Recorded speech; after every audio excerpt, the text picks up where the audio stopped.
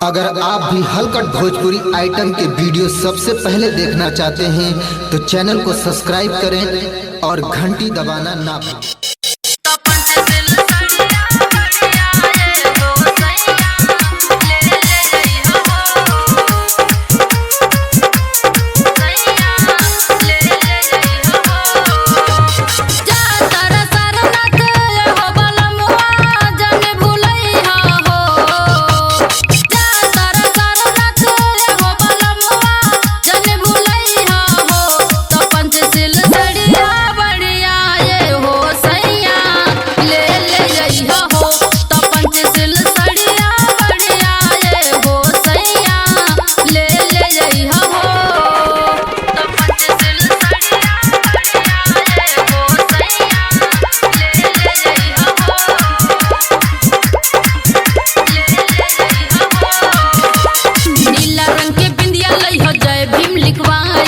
Locket में बुद्ध जी के photo लगवाई।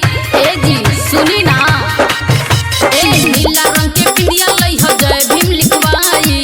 लाकिट में बुद्ध जी के फोटो लगवाई।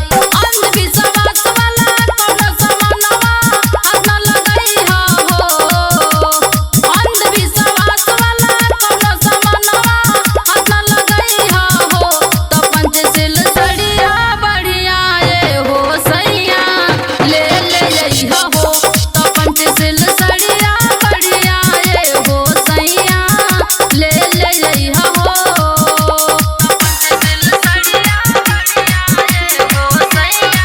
ले ले हो। मेवा सैया खीर हम बनाई। बुद्ध पूर्णिमा के सबके खियाई। हमार बतिया के तनी सुन ली। हाँ ले ले मेवा सैया खीर हम बनाई। बुद्ध पूर्णिमा के सबके खियाई। साथ संघाती कर दयाद के घरवा बोलई हो। साथ संघाती कर दयाद के घरवा बोलई हो। तो पंचशील सड़िया बढ़िया ये हो सैया ले ले हो। तो पंचशील सड़िया बढ़िया ये हो सैया ले ले हो। तो पंचशील सड़िया बढ़िया ये हो सैया ले ले हो।